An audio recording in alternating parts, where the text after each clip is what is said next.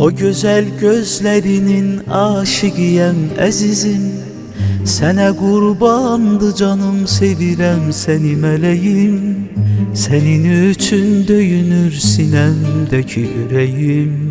Səni çox sevirəm, səni çox sevirəm. O gözəl gözlərinin aşıqıyəm əzizim. Sənə qurbandı canım, sevirəm səni mələyim. Sənin üçün döyünür sinəmdəki ürəyim.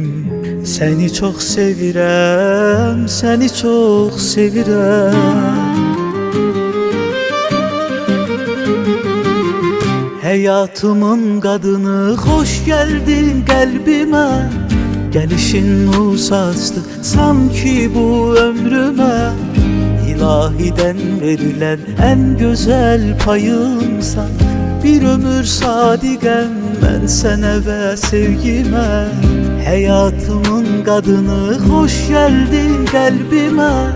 Gəlişin nur saçdı sanki bu ömrümə. İlahidən verilən ən gözəl payımsan. Bir ömür sadiqəm mən sənə və sevginə.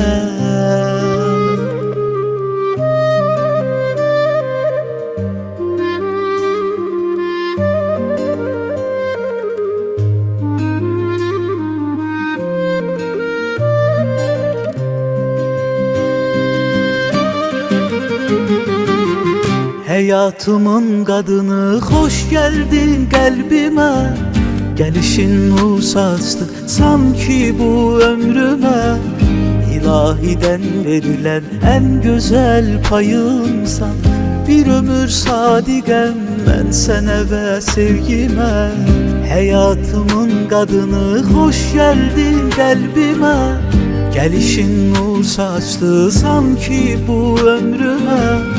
İlahidən verilən ən gözəl payımsan.